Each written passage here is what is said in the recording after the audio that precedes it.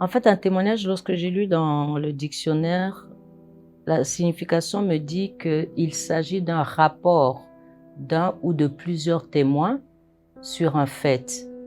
Mais lorsque je sers le Seigneur, selon mon entendement, le témoignage, c'est le récit d'un fait extraordinaire. Et ce récit peut être négatif comme il peut être positif.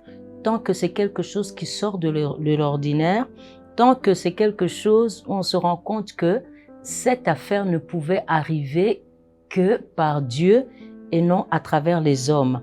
Et je dis ça peut être négatif comme positif parce que le Seigneur nous dit en toute chose, nous devons louer l'Éternel.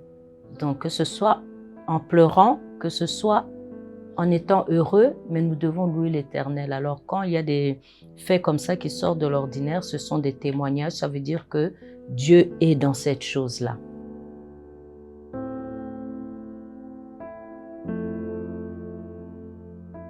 On doit rendre témoignage parce que nous devons d'abord démontrer la puissance de Dieu. Nous devons montrer aux gens que ce n'est plus nous qui vivons, mais c'est Christ qui vit en nous. Et nous devons attester que la parole de Dieu est la vérité à travers la démonstration de cette parole. Et le témoignage en fait partie. Et nous devons aussi rendre témoignage pour attirer les âmes de Dieu à l'Éternel. Dépeupler le camp de l'ennemi pour peupler le camp de Dieu.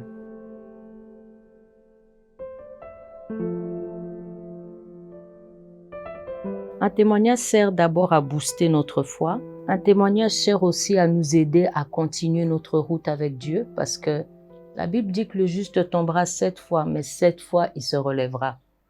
On peut tomber, mais lorsqu'on écoute le témoignage d'une personne qui a été dans un cas pire que nous, à l'exemple de Job, ça nous pousse à nous relever parce que Dieu a trouvé une solution pour Job malgré les multiples malheurs qui lui étaient arrivés.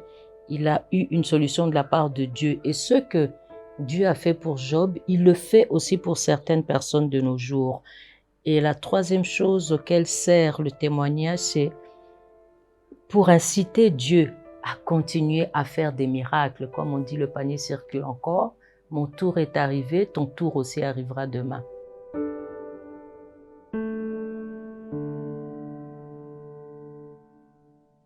C'est très utile parce que nous devons continuer les actes des apôtres en quelque sorte. La Bible dit même que tous les miracles que Jésus a faits ne sont pas racontés dans la Bible. Mais nous continuons à les raconter aujourd'hui pour attester que Jésus est ressuscité et qu'il apparaît encore aujourd'hui. À travers sa voix, à travers certains faits que nous vivons, nous voyons que le Seigneur est réellement vivant et nous devons confirmer qu'il n'y a rien de nouveau sous le soleil. Ça veut dire ce qu'il a fait, il peut encore le faire. Ce qui est important encore pour partager son témoignage, c'est que nous devons montrer que la parole de Dieu, c'est la bonne nouvelle.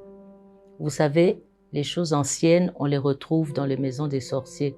Quand vous entrez dans les maisons d'un magicien, vous voyez, oh, Zwa Mbeki Wana, Okokta Mbeki Ango, c'est vieux, c'est sale, ça n'attire pas.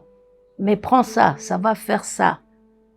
Prends l'œuf, fais comme ça. Mais pourquoi je ne peux pas cuire l'œuf comme une omelette? C'est pas bon de manger un œuf cru. Mais non, fais ça pour la fécondité.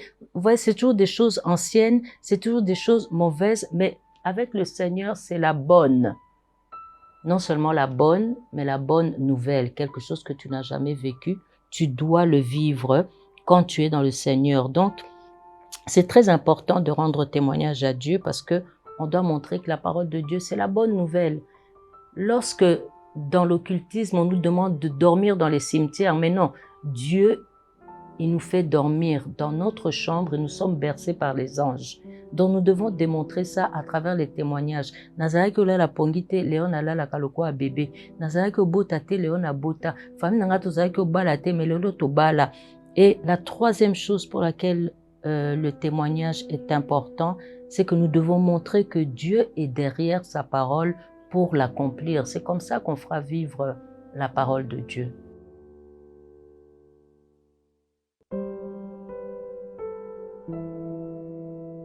La puissance du témoignage, c'est de reconnaître que ce n'est pas moi qui ai fait cette chose pour laquelle je témoigne, mais c'est une force derrière moi et cette force-là, c'est Dieu.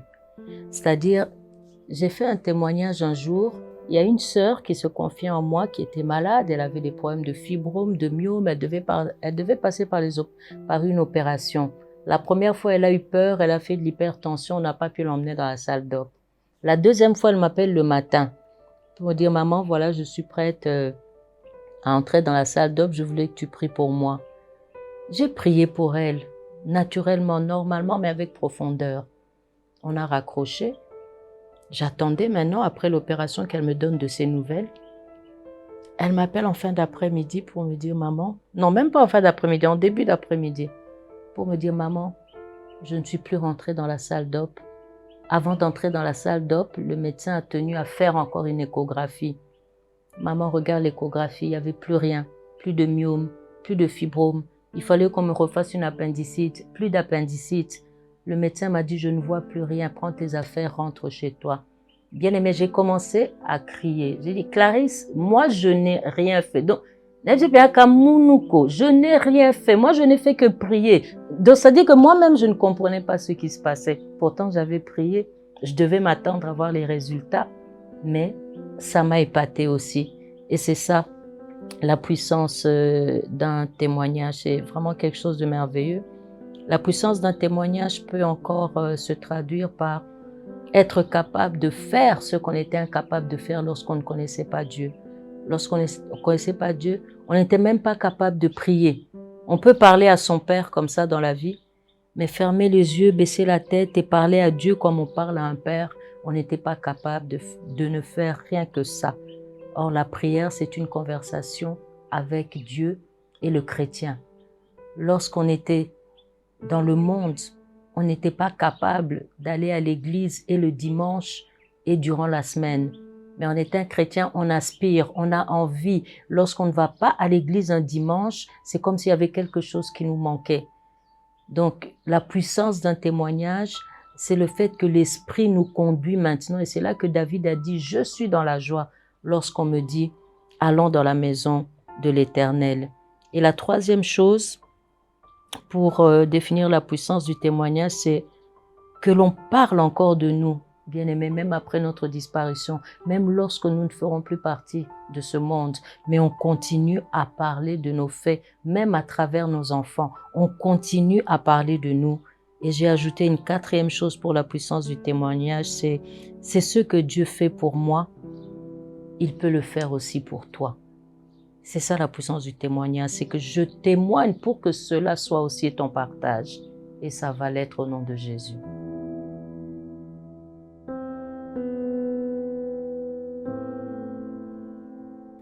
Voilà,